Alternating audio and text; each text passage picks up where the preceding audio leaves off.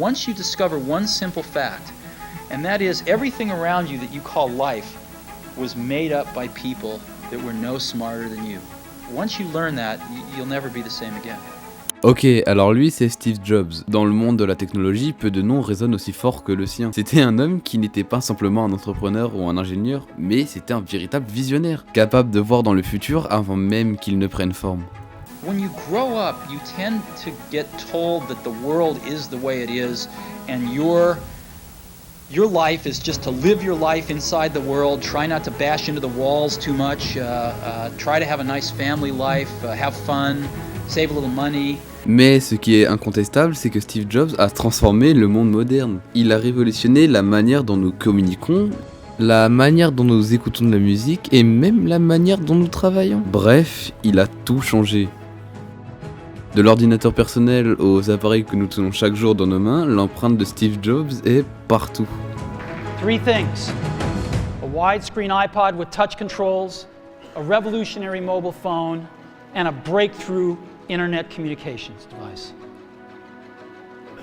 An iPod, a phone,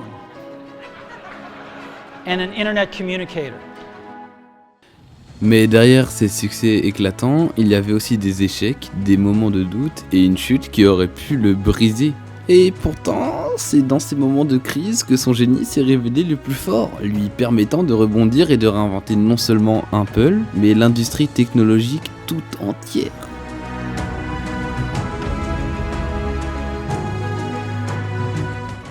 Bon, on est à San Francisco en 1955.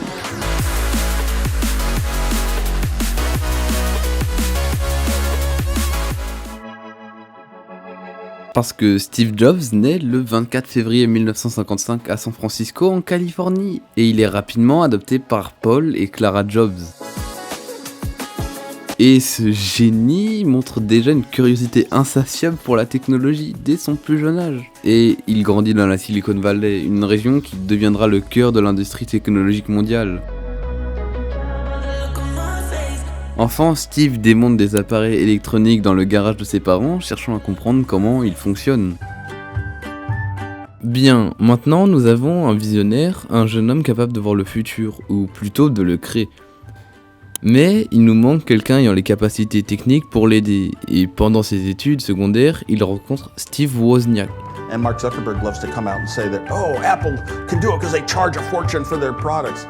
Un prodige de l'informatique, eh bien nous l'avons, notre duo phénoménal.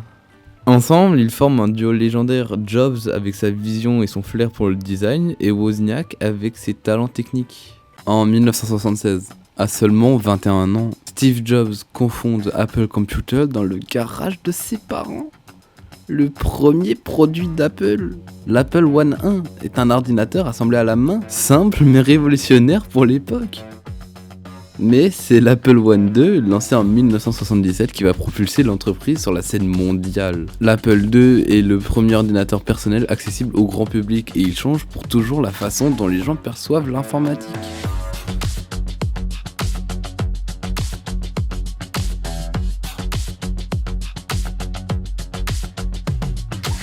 L'Apple II a explosé les records de vente, il a fait entre 5 et 6 millions d'exemplaires vendus. Ça a aussi bien marché évidemment parce que pour acheter un PC il faut acheter tous les différents composants, les claviers, les écrans séparément et ça devient tout de suite très compliqué. Et Steve Jobs arrive avec l'Apple II en disant tenez, vous avez juste à brancher et c'est fini, vous pouvez l'utiliser instantanément. Pendant que Apple connaît ses premiers succès, Steve Jobs ne cesse de rêver plus grand. Il ne se contente pas de créer des produits, il veut révolutionner la manière dont les gens interagissent avec la technologie. C'est ainsi qu'en 1984, Apple lance le Macintosh.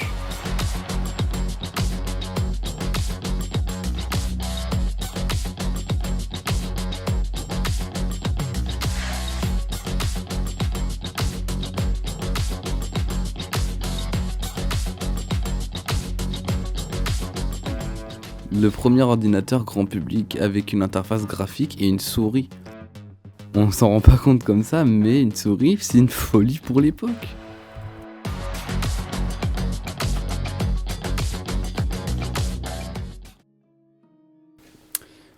Maintenant, Il faut savoir qu'un an après la sortie du Macintosh, Steve Jobs part. Il quitte Apple. Vous devez sûrement vous demander comment on en est arrivé là.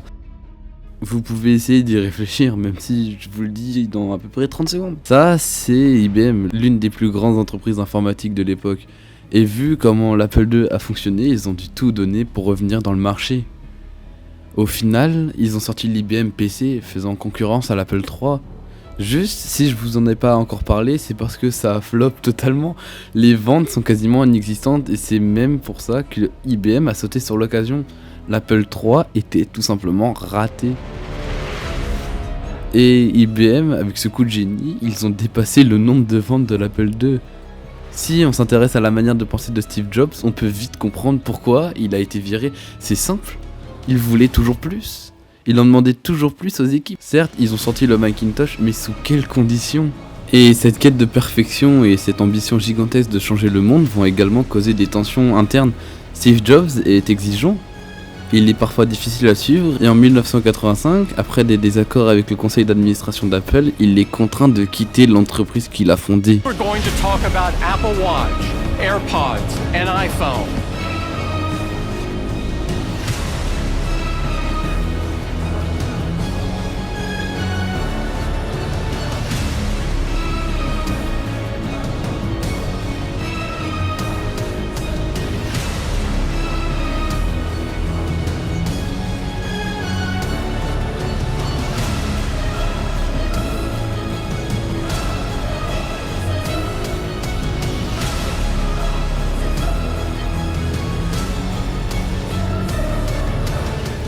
Heureusement, ça ne va pas durer très longtemps et c'est pour ça que je vous ai montré ces images. Au final, il est revenu. Mais bon, avant qu'il revienne, il a fait certaines choses. Pour beaucoup, cette chute aurait été la fin, mais pour Steve Jobs, ce n'était qu'un nouveau départ. Jobs a investi dans un autre projet, une petite entreprise d'animation appelée Pixar. Grâce à lui, Pixar produit Toy Story. Je suppose que tout le monde connaît Toy Story maintenant. Le premier long métrage d'animation entièrement réalisé par ordinateur. Le film est un succès mondial, propulsant Pixar au sommet de l'industrie du cinéma d'animation. En 1996, Apple est en difficulté. L'entreprise qu'il a créée est au bord de la faillite. Steve Jobs est alors rappelé à la barre et en 1997, il reprend les rênes d'Apple en tant que PDG par intérim. Et ce retour marque le début d'une nouvelle ère pour Apple. Jobs se concentre sur la simplicité et l'innovation. En 1998, il lance l'iMac, un ordinateur aux lignes épurées et aux couleurs vives qui devient un succès instantané.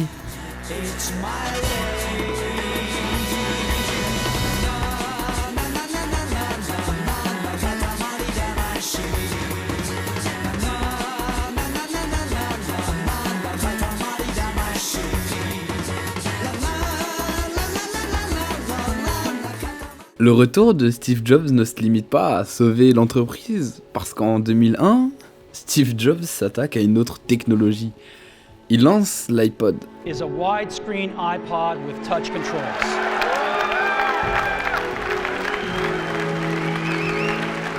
Un lecteur de musique portable qui permet de stocker des milliers de chansons dans un appareil compact. Ce n'est pas seulement un gadget. C'est le début d'une révolution dans la manière dont nous consommons la musique, parce que grâce à l'iPod et à la plateforme iTunes, Apple change la donne dans l'industrie musicale. Mais Steve Jobs n'en a pas fini, parce qu'en 2007, il présente au monde l'iPhone. iPhone. Today, Apple is going to reinvent the phone. And here it is. Un appareil qui combine un téléphone, un lecteur de musique et un navigateur internet. Ce lancement marque un tournant dans l'histoire de la technologie mobile. L'iPhone devient rapidement un phénomène mondial. En 2010, Jobs récidive avec l'iPad. Il refait la même qu'auparavant avec une tablette qui va ouvrir la voie à une nouvelle ère de consommation de contenu. Show it to you today for the first time. And we call it the iPad. That's what it looks like.